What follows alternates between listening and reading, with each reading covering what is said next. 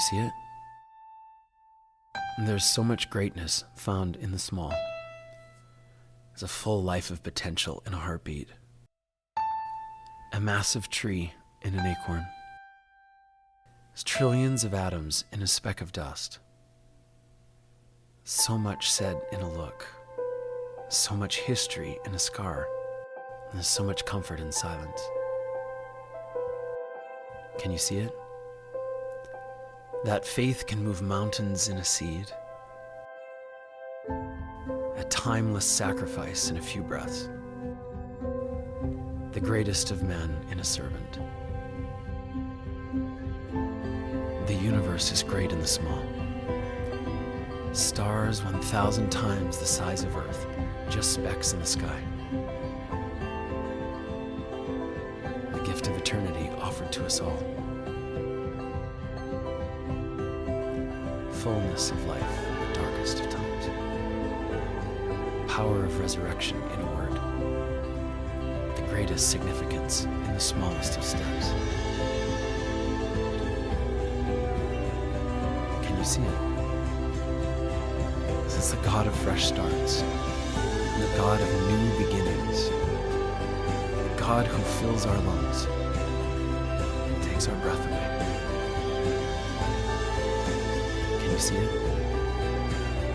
A world painted by the hands of God, an entire universe to be seen by your eyes, and you are invited to walk in wonder.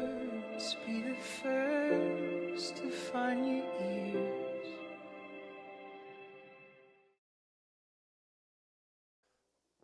Hey, good morning, everybody.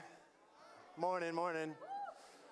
Guys, we got a good day planned for you, a good hour. This next hour, I want to go straight into it because I want to make sure you can get to those spaces quickly.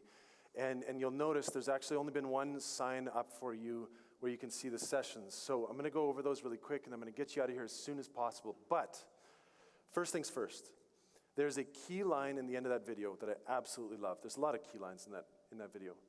You are invited to walk in wonder. So let's do a bit of a reflection from yesterday. Some of you, actually many of you, responded so brilliantly yesterday to what occurred here in this place. It was cool, was it not? Was it? Like, it was actually a really good experience. So here's the, thanks Jen. Actually, no, in all seriousness, here's what I'd love to impress on you guys. Some of the very deep conversations and movements in our spirit from yesterday continues today. So you're invited once again. So I want to pray for you, and then I'm going to introduce you to the sessions, and then we're actually going to walk through a bit of a hard exercise, and I'm going to dismiss you, and you can go to those sessions. But let me pray as we begin. Everybody good? You good? Yeah. Some of you really tired. You already said this to me. You're like, I'm fried. Encounter week has fried me. Awesome. Okay, let me pray, and then we'll begin, and then I'll walk you through the sessions.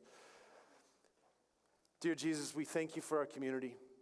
We thank you that we have opportunity to do something like this.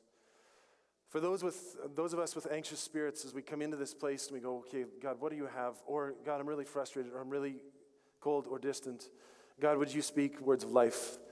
Your gentle spirit is very, very real. We felt that yesterday. So, God, I pray that we would walk with that same spirit today. Would you walk with us? We invite you. We thank you in Jesus' name. Amen.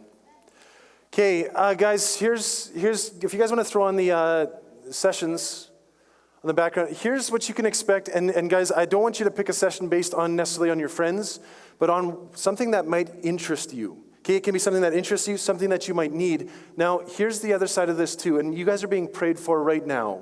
I just want you to know that there are groups of people who are praying for you right now. I want you to be able to evaluate your spirit just a little bit. Okay, so kind of look through that. Here's a few of the sessions. I'm going to leave that first one because that one's going to take a bit of time. Actually, let's do that one right off the bat. The first session is here in the auditorium. It's called Exploring Justice and Faith. Guys, if you are in a space where you feel like you want to walk out your faith, you're in a space where you actually want to say, and you're willing to say, I'm willing to look at the hard issues and be disrupted, and then walk in faith. If you want to be challenged, that's your session. So we have a couple of guest speakers that are in here today. it's not going to be a light and easy and happy talk. Okay, it's actually going to be deeply challenging. Go with ears open. One of you said to me yesterday, and I think this is brilliant, you actually needed space from other people, so it was really good for you. That's the space. You're going to hear some stuff that you may go home with tonight, and it may still disrupt your soul. That's that session. So kind of just walk through that, and I want you to actually actively yourself be praying. Okay, God, what's here? Is that cool with everyone? Don't just nod your head and be like, okay, but actually take this on as a making sure your spirit's okay too. Okay, the next session is exploring worship. For those of you who feel like you need a continuation of yesterday and you need a space to actually just go breathe and musical forms of worship, that is in the youth room. You guys all know where that is. So you can hear them upstairs right now just preparing. Here's the difference in our culture. You can go into that space and just sit. Absolutely. The invitation, though, is that you actually engage. So while you are sitting and your friends are sitting, don't go with the culture, go countercultural. Get enough space where you can actually engage in musical forms of worship. That's the second session. The third one is exploring sacred space. It's backed by a bit of demand from you guys. Sacred space, what can you expect? You come in, we're going to sit at the feet of Jesus, the end. So if you need a soul-filling space where you're like, okay, God, would you speak to me? Would you speak to me? We're going to lean in real heavy in that one. That's in Legato. That's the coffee shop out here. Now, here's the difficulty in all of these four. Let me just do the last one then. Exploring faith. Exploring faith is in the fireside room, so we're all located in this side of the building. But, Exploring faith is all about when faith is all you have. So the title is actually In the Silence, When Faith is All You Have.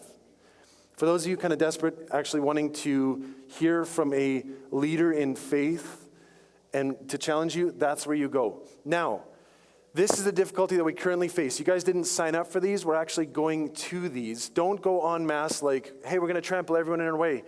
I actually want you to evaluate your heart. Which one of those spoke to you the most immediately? Then as you walk there, I want you to actually think for yourself, be praying. Be praying and going, okay, God, what do you have for me today? He is always speaking. Remember yesterday, he's closer than the air you breathe.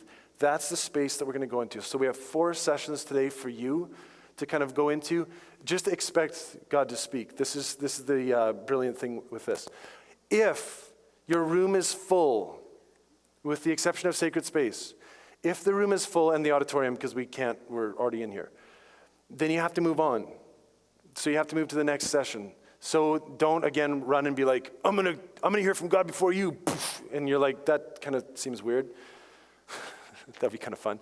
I want you just to take your time getting there, but if the room is full, fireside room will fill up. A few of the rooms will fill up, so will fill up. So just be kind of expecting that too.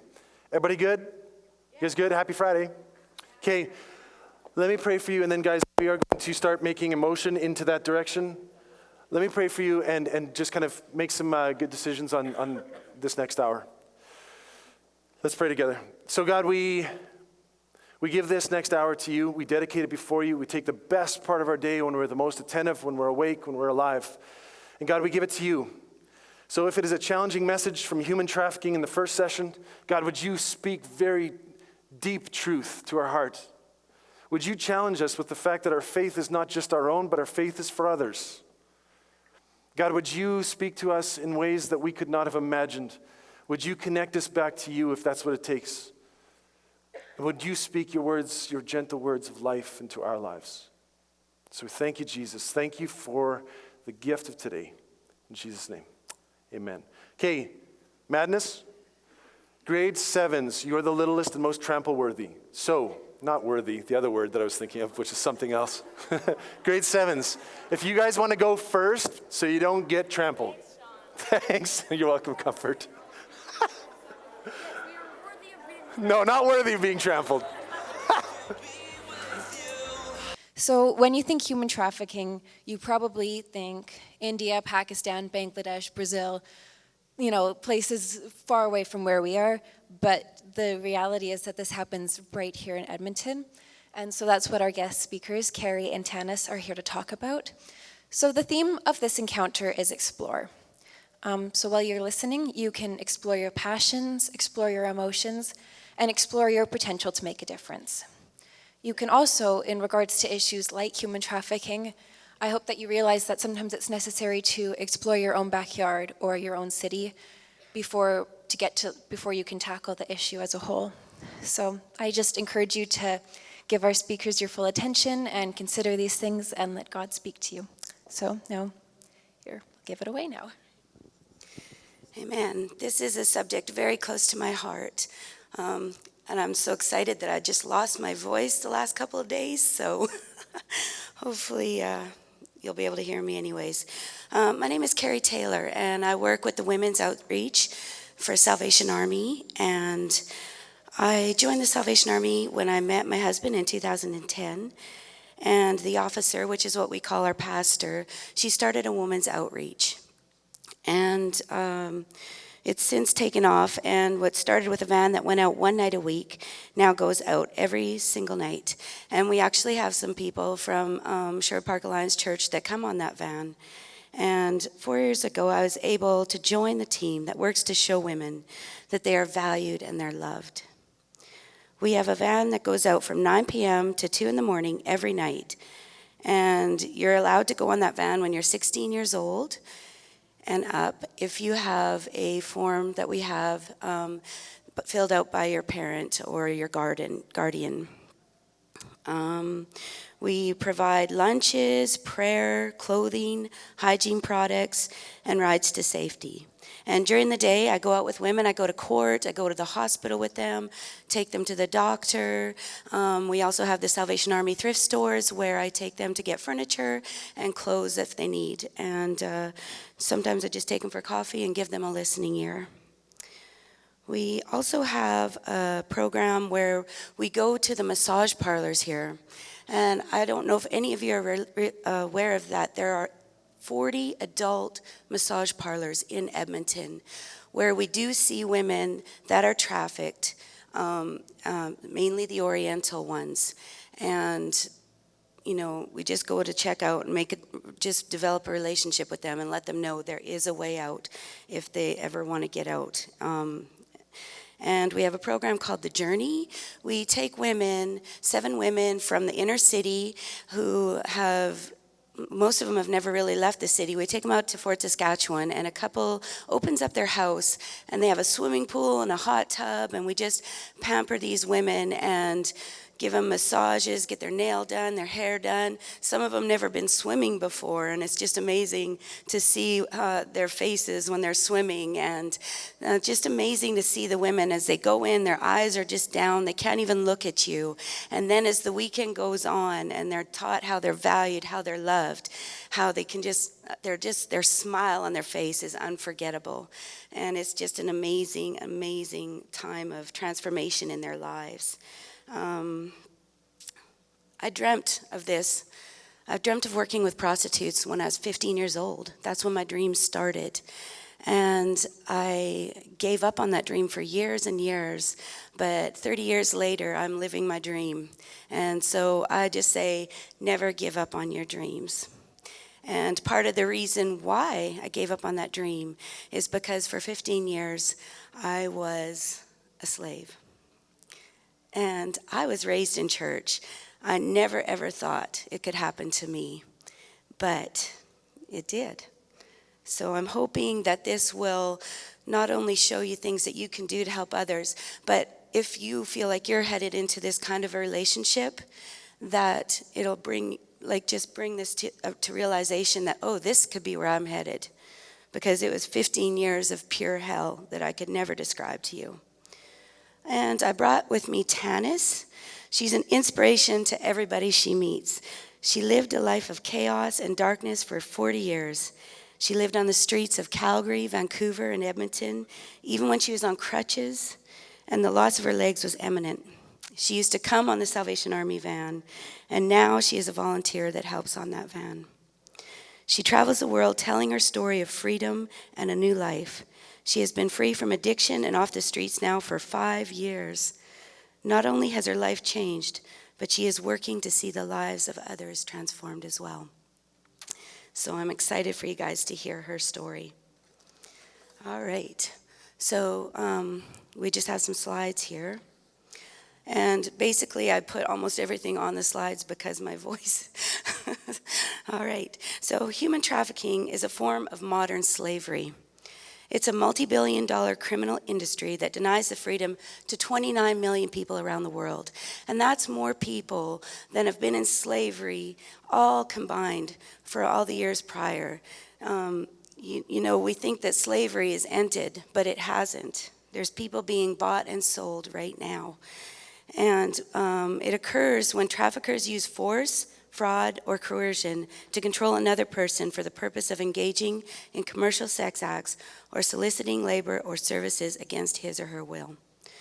Control tactics include social isolation, forcible confinement, withholding identification documents, imposing strict rules, limitation of movement, as well as threats and violence to the victim and their family. All trafficking victims share one essential experience: the loss of freedom. Okay, the next one. Human trafficking is hidden in plain sight. You will never know. Nobody would have ever known that I was being trafficked. I put on a great front, but I'm hoping to tell you some of the signs where you will be able to see.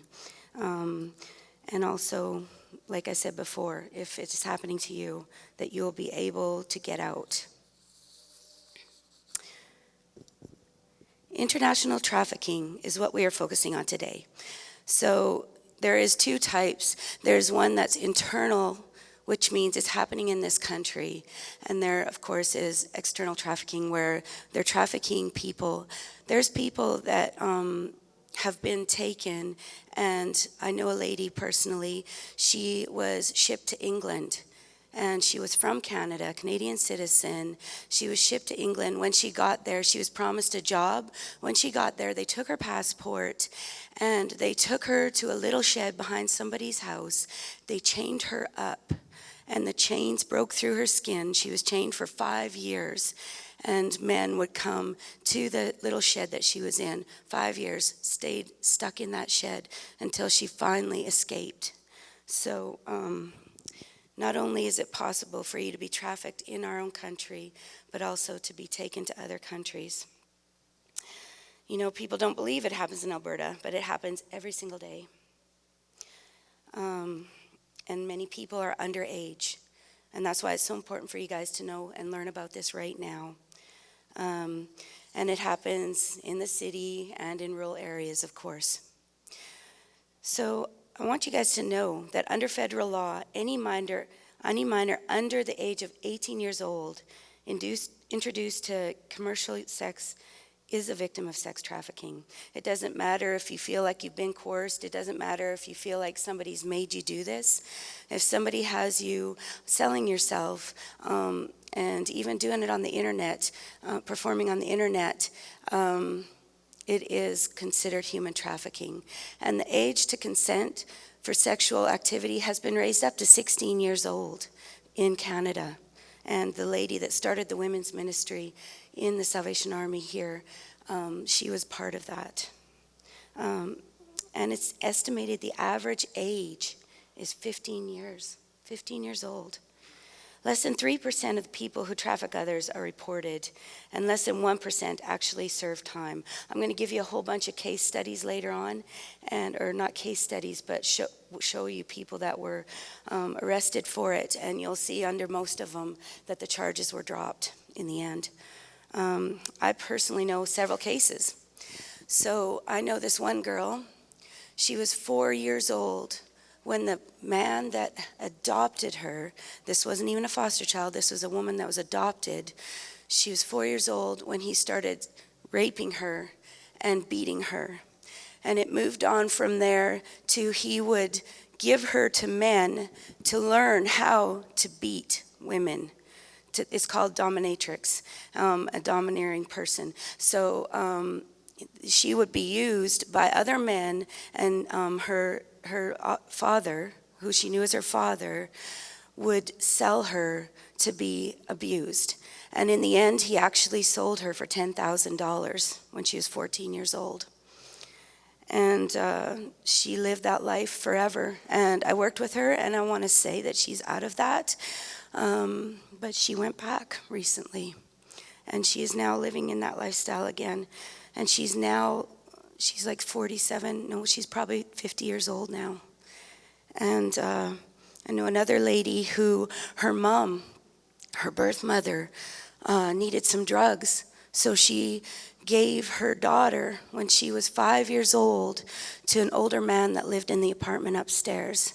By the time she was 9 years old, that older gentleman had been injecting her with drugs. And she is now out, and she is now telling her story. But, and I know also another lady, she's still my friend today. She met this girl that she knew, and this girl asked her to a party. She went to this party, and it ended up being a house full of, there was men there who proceeded to rape her. They proceeded to tie her up and inject her with drugs. And eventually she was finally able to run for her life. She was being abused physically, mentally, everything. She could barely remember what was happening at the first of it because she was being injected with so many drugs she couldn't remember things very well.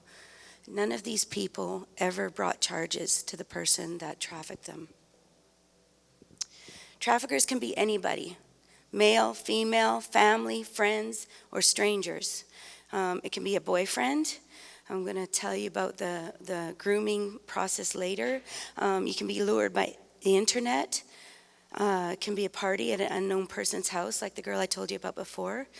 It can be a friend who lures you into the situation. A lot of times the men or women that are trafficking you will use somebody that is a teenager that looks the same as you, and you just don't think anything of it. And then before you know it, you're part of this situation. It can be a family member. You can be traded for dope, money, or favors. There are gangs in Edmonton. I don't know how much you guys know about that, but we do have the Hells Angels and we do have the triads. It's not just a made-up thing in other countries. It's happening right in Edmonton. A lot of the women that have been kidnapped and murdered have been found in Sherwood Park. So it happens right here. Others are lured with a false promise of a job, such as modeling or dancing. So grooming. This is how they get you. This is how it all starts. It happens both online and in person. Groomers will hide their true intentions and may spend a long time gaining a child's trust. They can spend time learning about a young person's interest from their online profiles and then use this knowledge to help them build up a relationship. So I know, when your parents say, be careful what you put on Facebook, they do check out people's Facebook pages. They check out your pictures. They can check out all kinds of things about you. And they pretend to be someone they're not. Like they'll say that they're the same age as you because there's no way for you to know their identity. You don't see them at first, right? They'll offer advice. Like if you're going through anything in your family, they'll be so understanding and really, it's such a terrible thing that they're doing to you. They'll start by buying you gifts. They'll get you hooked on drugs and alcohol. They'll be like, oh, here, have a cigarette. This is so cool. And then they'll give you a drink, and then they'll be giving you drugs for free, and then they'll get you hooked, and then all of a sudden it's not so free, right? They'll give you lots of personal attention at first, and they'll use their professional position or reputation.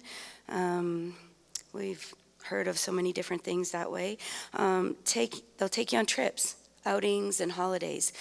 Some of them will get your families involved. They'll gain your family's trust as well, and you'll be allowed to be able to go on holidays with them, and you may never come back from that holiday.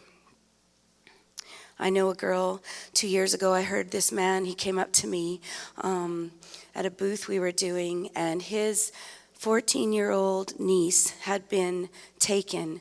This man had become her boyfriend. It doesn't have to be an older guy, right? This guy was only 19 years old, and he started, he really showed her attention.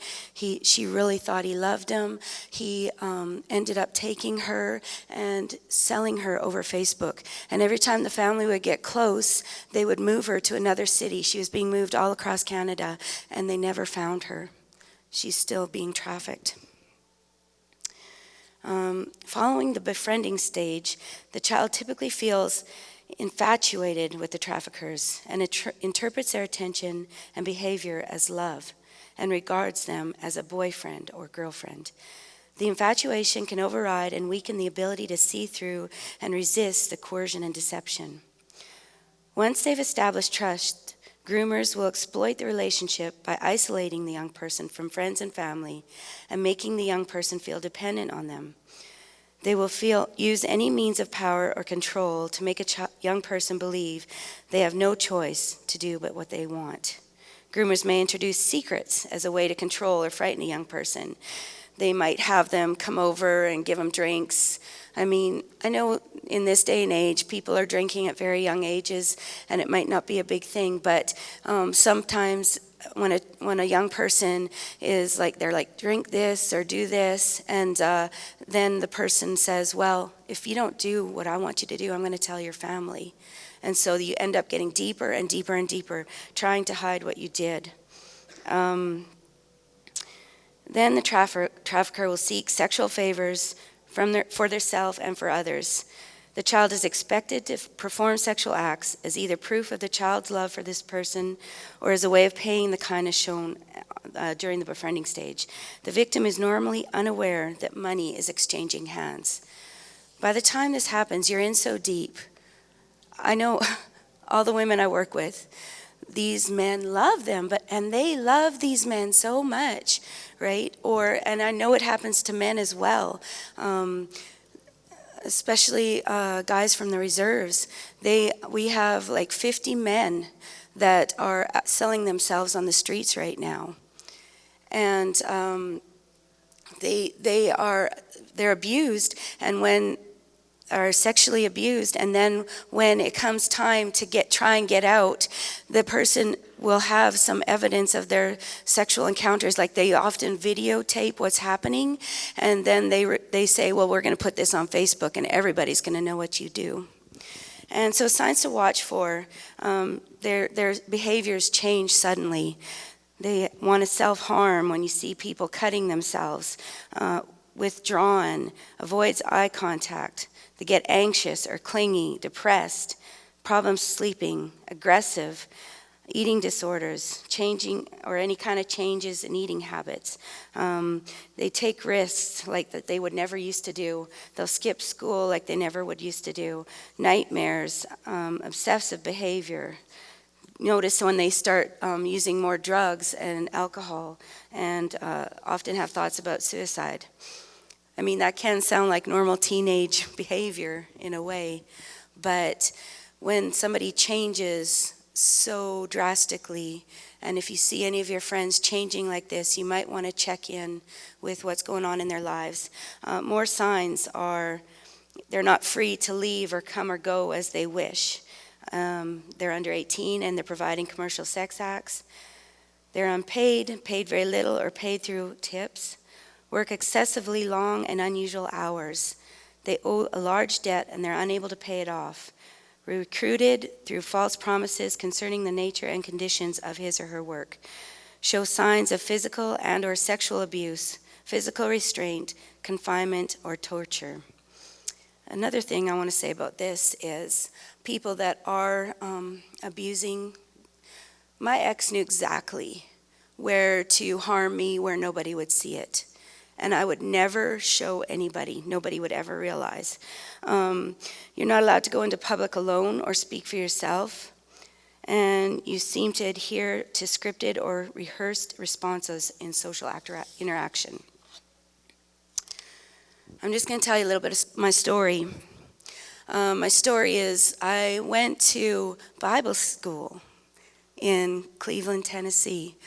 I had no idea that the man that I had fallen in love with would turn out to be the way he was. He actually married me, but when we got married, he cut me off from all of my family. He cut me off from everybody at Bible school. I was no longer allowed to have a friend, and for 15 years, I had nobody to talk to.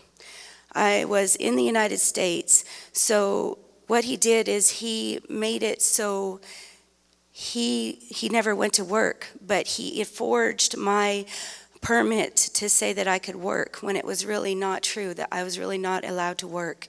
So he sent me to work, and I brought home all my money, gave it to him, and every single day I lived in fear that I was going to be caught. Every time I wouldn't do what he wanted, he went to the police. He said he was going to go to the police and tell them that I was living there illegally. And I was in complete fear. My parents gave me money. We used that money to buy our place.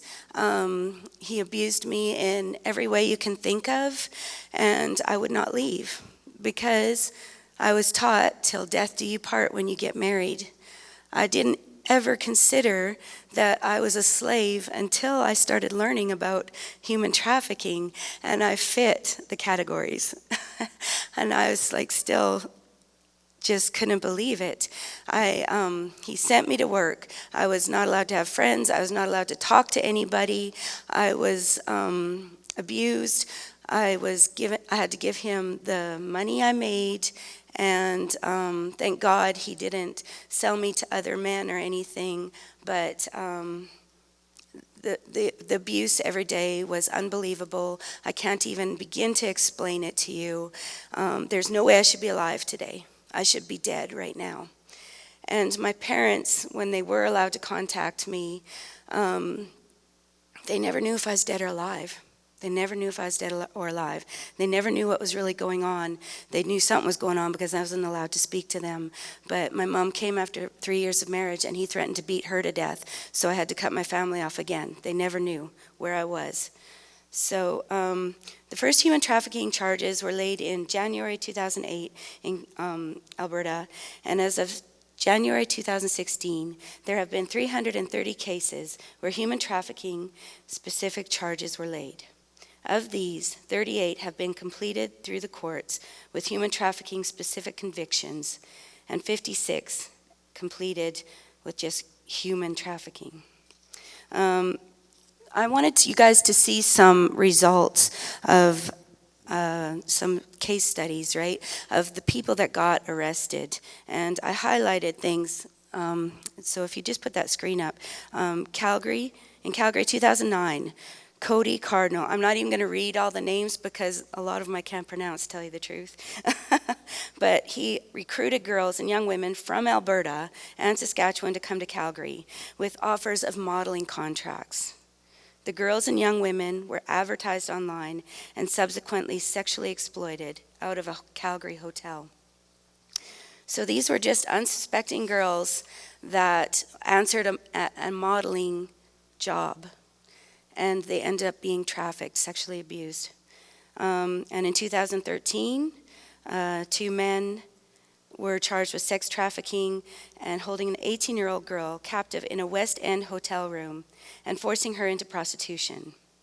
They believe she was lured to the men by another teen girl.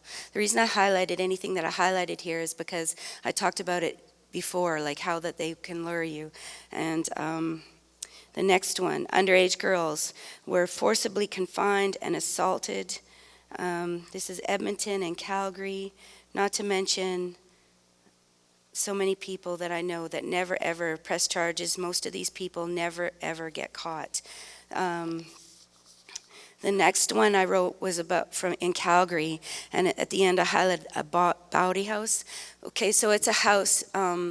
There's houses where, like my one girlfriend, she got lured into this house by a woman that she knew, and they tied her up and they sold her out of that house.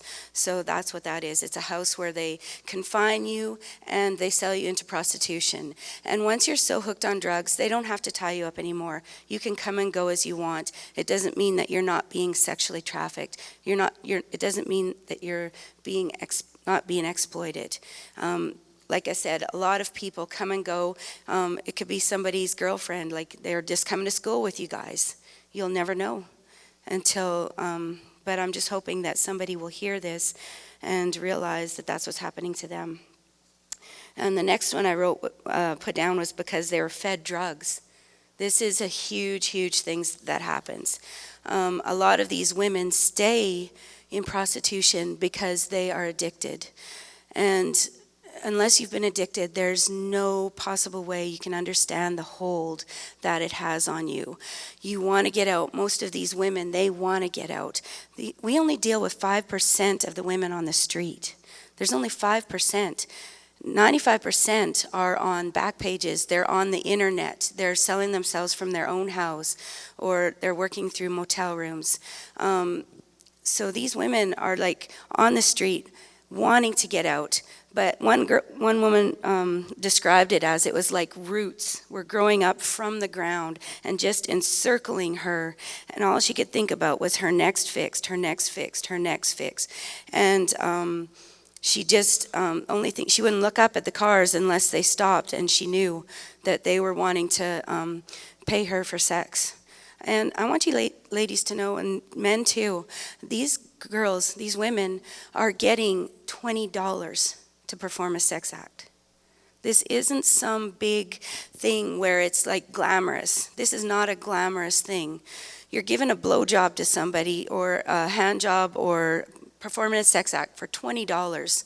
You're giving your whole body away for that much money so you can get your next hit. The next slide has a man on there because the police released his name and his picture because they think there's other women in Edmonton and Calgary under the age of 18 who haven't come forward. So I just put a picture, if you guys would put, yeah, there you go. There's a picture of a man who has trafficked people right here in Edmonton and in Calgary. And there's still people that he has trafficked that haven't come forward. So I just wanted you guys to see an example of what these people can look like. Although, like I said, they could look like me. They could look like you. They could look like anybody, right? You would never know. My ex, you would never know. He looked like such a gentleman, all clean cut and everything, right? The next slide was something that shocked me.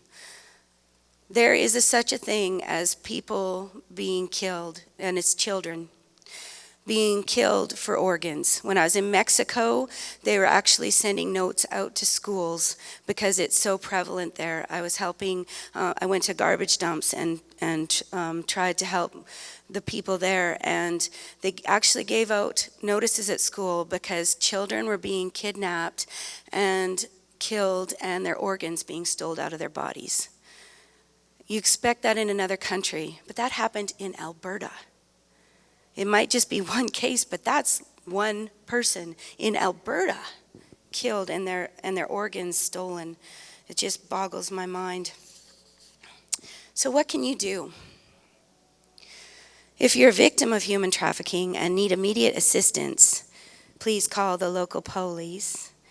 And I highlighted that, and then the EPS, like I gave the Edmonton police number, or dial 911. And I'm just hoping that this will raise your awareness.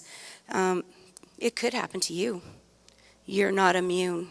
I was raised in a middle-class family, went to church, never thought it could happen to me, ever. I met the guy in Bible school. Never thought this could happen to me, but it did. 15 years later, I ran for my life, and my mom begged me to come back here to Edmonton. And I didn't want to come to Edmonton. I didn't want to come back to Canada. I didn't want to face my family. I was so ashamed. I didn't want them to know everything I'd been through. But my mom just begged me because she just wanted to know that I was alive. And I came to this church actually for 2.5 years. I lived with my grandmother for 2.5 years, and eventually met the most amazing man in the world, who I married, and he showed me what real marriage was supposed to be like, and he showed me the love of God and how we're supposed to be loved, how we are supposed to be valued. And unfortunately, he passed away 4 years ago. But because of him, I was introduced to the Salvation Army, and because of him, I'm doing what I do now and working with women on the street, trying to show them how they're valuable. But the best thing ever is to go now and see, and so you guys can see how valuable you are and how you don't deserve to go through this. If you suspect someone is being trafficked, do not get involved. And that sounds crazy, but what I'm saying is don't get physically involved. Don't be going to the place and knocking on the door and saying, I know something's going on here. That's when I want you to call the police, okay? Or call Crime Stoppers if you want to do it, where nobody knows who you are. You can report a crime to EPS. You can use your cell phone and dial number 377. From your cell phone, and that'll give you to the police. They have victim services units which will help, and we have agencies here where you can learn more information and that help people that are getting out of the sex industry. And there's Metis, Child and Family Services. A lot of my information I got from the ACT Alberta webpage. So if you guys want to write down these web pages, you can find out way more information. And also, there are other things. We have cards, because it's not just about sexual trafficking, which is the one I'm mostly involved in, but human trafficking for clothing. Like, I'm sure there's been a lot of it on the news lately about children sewing clothes and making clothes for really cheap. And we have cards that you can take to the manager of your favorite stores. There are stores that aren't involved, such as Lululemon and various other stores, but Reitman, Stitches, H&M, a lot of them, they're getting their clothes from people that are trafficked. So we want to raise awareness of the managers to not buy those kind of clothes. It might cost us more money, but you're saving somebody's from being trafficked. They're saving them from their blood, sweat, and tears. And also on October the 18th, we're having a walk. We have a anti-human trafficking walk. And 1 year we got YC involved in it. And what we do is we walk downtown Edmonton, and you can look on Salvation Army Women's Outreach on Facebook. And we will have more information about where it will be when it happens. But what we do is we put yellow tape across our mouth, and we say people should not be bought or sold. So that's something else you can do. And also we have volunteer opportunities. As I said, if you're 16 or older, you can volunteer on the van. And also, if you ever want to get together as a group, make sandwiches for the women or help organize the women's room, because we give out clothes and it takes a lot to keep that all going. And just get one of your leaders to let us know, and we will provide opportunities. Also, we provide opportunities for you to hear more women's stories as well. And so now I'm going to let Tanis come up and share her story. Thank you so much. 15 minutes. No, don't be silent. Good morning. We've already gone pretty deep. First thing in the morning, some of you may be restless. I know I get restless after a while. Again, thank you to my friend Carrie. Carrie Ashley is one of the Salvation Army women that worked on the Ministry Street that used to drive around the van on a street that I used to stand on. How I got to that street was what she was talking about. You think you could never be involved, you think you're immune from it. I was adopted when I was quite young. Me and my 4 sisters were found tied to chairs in an abandoned house on the reserve, and my grandmother came and got us, and she adopted us off all into different families. I now have 13 siblings, 5 of which have passed. But I was adopted to a white lady. She was head of anthropology at the University of Calgary. She was the first woman department head, and she adopted 2 different race children. Me, I'm a Cree Indian from northern Alberta, and my sister, who's 4 years older, from a Blackfoot reserve. So it wasn't like I grew up in the slums. It wasn't like I grew up in the hoods. I grew up in a really nice neighborhood. Money was of no issue. In fact, I didn't know for the longest time. I lived in such a sheltered world that I didn't know that people went hungry. I didn't know that people didn't have houses. Of course, because she wanted the best for me, I was sent to the highest academic schools, which meant I had to travel out of the neighborhood I was in. The other fact I'm going to say is that growing up in Calgary at the time, it was filled with a lot of racism. I was the only Native child in the whole school, and I fought. And I remember walking down the street with my mom and my sister and stuff like that, and people would actually hate me. People would say things, call me names. I would go to school, I'd get called all the names of the book. I quite often would go home after school and cry and wonder why people hated me so much and what had I done. You know, you got to understand, at this point, I already feel I've already been given away. I'm already didn't wanted by somebody. So I grew up with a lot of abandonment issues, you know, and so part of the adoption agreement was that I would go back to the reserve and know my biological parents, or my biological family every year. You know, growing up in Calgary with her in shelter, my mom was also an alcoholic, but a practicing alcoholic, a functional one. We would all, I remember she'd always have university parties, right? We'd go over, and I was the rebellious child. But my sister, she was the one who would conform and everything. She was older, and I always wanted to be like her. I always wanted to hang out with her because I really had no friends. So I was always trying to fit in, always trying to find my place and my identity. And of course, I was just the younger sister, and I would bug me and stuff like that. So when it came to the time when I was 12, when this man started paying attention to me, it was easy for him because I was easy pickings at that time, because I was just needing so much attention and love at that point. So I'm going to back up. So on these trips back to the reserve and stuff like that, I would meet my aunts and my uncles and stuff like that. And one of my biological sisters, she ended up living there. And we'd go back to the reserve and stuff like that. And I remember when I was like 4 years old, right, I remember going, and my uncle and stuff, they'd come over and playing a guitar. And I remember him getting me to give him oral sex. And then I remember thinking, I didn't think I thought that was something was wrong. So I went and told my sister, I said, hey, this just happened. She says, oh, it's normal, it's love. So I just thought that was normal. This happened for a couple of years after that, until I turned 7.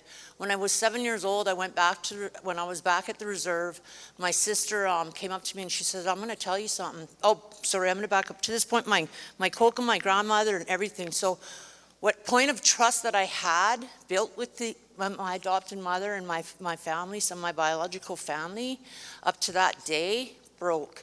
I found out that my uncle was my father, and I had fantasies of finally being accepted and finding my real father and finding my real mother and being accepted, and them telling me it was a mistake and they love me and they're going to take me back and everything's going to be good in this fantasy perfect life. And when I found out that my uncle was my father, I broke. That little girl shattered in a million pieces, and I put my finger up to that world. That day I let that little girl, I put her to sleep. I had to put her to sleep and able to function and able to survive. I also, at that point, at the age 7, detached. I learned how to detach from things in the world. So I can sit here and talk to you about these things now, and I can feel the emotions, but there's a lot of times when I would talk easily over this stuff, and it was just like I was talking to you about coffee, right? You know, because I have lived in this life for so long. Anyways, I'm going to move on. So I grew on, stuff like that. At 7 years old, because my mom's at university, we got transferred to St. Sever because she was writing a book. And I lived right across the ski hill. I learned how to ski. And I found out I was really, really good at it. So when we came back to Calgary, I started skiing, racing for Sunshine Mountain. And I became quite good. This was my passion.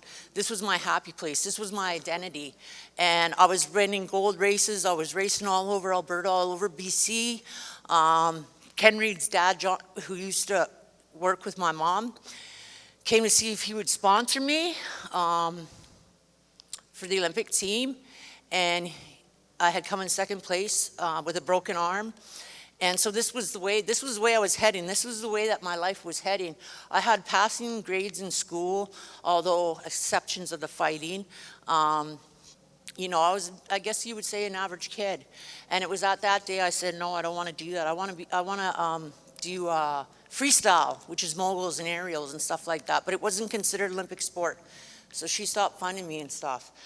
It was at that point my grades started failing. She put me in a group home. It was in a group home I met these kids, these street kids, that showed me a different kind of life, but they accepted me. That was the one thing is that they accepted me. And I started hanging out with them. I started getting in trouble. In my neighborhood that I grew up in, you know, I would walk up and down the street all the time, just endlessly, just looking for things to do and to get into trouble or whatever. And an older gentleman came up and he picked me up. And as Carrie said, it was innocent. He picked me up, he dropped me off, asked me if I wanted some booze and stuff like that. And I thought it was a little bit exciting, a little bit dangerous. Yeah, I'll take some drinks. This went on. He picked me up for a couple of days like that. One day he just drew me outside the city and he groomed me. He showed me how to give oral sex.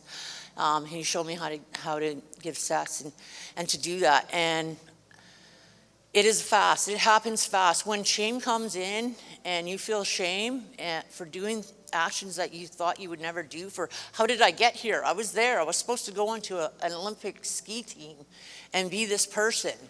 And how did you go from there to there? Anyways, needless to say, it was within a month I outgrew this guy because, again, you got to realize I was hardened. I had hardened myself.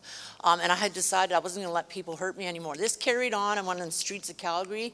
I ended up getting involved with a bike gang. And I ended up working with them. I ended up selling drugs and alcohol. And I'm just going to fast forward. This went on for years. I was in the wrong place at the wrong time, got thrown out of a 2-story window, collapsed 3 discs in my back. They sent me to the hospital. They told me I'd probably never walk again. I walked 6 months later with a morphine and Demerol habit, which I then, after the hospital, they showed me how to shoot up, which started that career, which just sank me deeper. As Carrie mentioned, I would go different places to Vancouver. I went to Vancouver to a treatment center. The day I got out of that treatment center, I thought I'd go down to Hastings in Maine to see how that treatment center had done. And it didn't do obviously very good because I stayed down there for 3 years with a $300 a day heroin addiction. That brought me back to Calgary. I'm back to Calgary. Also, I'm going to just back up again. I remember also this too. When I was in juvie hall, I forgot to mention, when I was in juvie hall, I had a chore to do, and it was to wash the clothes. And I remember washing the clothes, and I had bleached everybody's clothes, and they were mad, right? Because I didn't know, we had like a cleaning lady. Who knew? So I can remember going home after that and bathing in bleach because I wanted to be white so that I could be loved. This was the extremes of the love that I was looking for, how I felt on wanting the identity. So this would go on. I would stay in the streets of Calgary back and forth. I would go to treatments and stuff like that. And anyway, so it ended up that I was on the streets of Calgary. My friends were going missing. My girlfriends were going missing. And it was a heightened time on the street, but yet not heightened enough that I still didn't go out there. I ended up getting hit by a truck, which I say I was lucky. God was watching me, and I got hit by this truck. Nobody says they're lucky to be hit by a truck, but if I hadn't been hit by that truck, they wouldn't have found out I had an infection that was eating the cartilage on my hip, that ate the cartilage out on my hip bone, and it was spreading to my spine. I would have been paralyzed for life. So had I not got hit by the truck and they were checking me for the injuries, it would have gone to my spine. I would have been paralyzed. That would have been the second time I wouldn't walk in my life. So I'm going to fast forward to, this just continued on. But there was always this something inside of me fighting to survive, fighting to get up. And so it would be 5 Christmases ago. I was on the streets of Edmonton and had an apartment and everything like that. And I had shot up so bad that by the time I phoned the ambulance and they took me to the hospital, they told me they were going to have to amputate my legs from the knees down. They told me my health was failing, and I also had a 7-year pen bit hanging over my head for my 4th trafficking charge. And it was in those days that I called out to God, because I had not known God. Nobody had told me about this God. And I ended up going to a one-year treatment program called the Hope Mission, where I spent the next year learning about myself, getting in a structure, getting in a routine, finding out about who I am, finding that self-love that I needed, that I was always looking for it outside myself, and finding it was inside me the whole time. And that little girl woke up. That 7-year-old little girl woke up, and she's on fire. I'm on fire. God has put me on fire. He's come in me. He's used me as a vessel now. You know, everything that I have taken from, I get to give back. I sit on community boards with people that used to help me. I'm on the van. I was on the ministry van for 2 years after that. One of the first trips that I got invited on was with a friend of mine, Danielle Strickland, who was in charge of human trafficking here, and she's taken me to Europe. I went to the World Human Trafficking Conference there, where I got invited back the next year for 3 months to sit on these boards and to train other people and to facilitate other people, so that they don't go down that same path, or from women that have actually gone down that path and just are looking for a way out. My life has radically changed. Actually, this is not the first time I've stood on the stage. This is actually the third time I've stood on the stage. The first time was when I graduated the Hope Mission program. I came here and spoke to give testimony and glory to what God has done, the transformation, the salvation that he can do in our lives to anybody, like to anybody. And then again, the second time I came back here 4 years later to say that, hey, you know what? God still is working in my life, because I still choose to walk with God. And that's a big thing, and choose to walk to God still. I just recently got back from California with my friend Carrie. So all these people that used to help me out, I actually walk with me now. They're my friends. You know, if I could say, somebody asked me if I could go back and say anything to my younger self, what would it be? It would be to guard your spirit, guard that spirit, guard your uniqueness, guard whoever you are, you are, and not give that away. To be wary of who you are, and to just be aware of who you are and who you're hanging around with, and to reach out to people if you're feeling something or you're feeling lost. Now we're in a day of age, a digital age. Carrie talked about with our cell phones and stuff like that. I mean, it's not unheard of for people to be sending pictures back and forth to each other, right, that you think are harmless, and all of a sudden, boom, they're out there on Facebook in front of your classmates and stuff.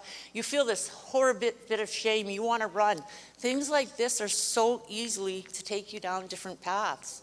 And so I'm just grateful that I'm here. I'm grateful that I get to speak. I'm grateful God's in my life and that he's helping me, and he's helping me help others out on the street.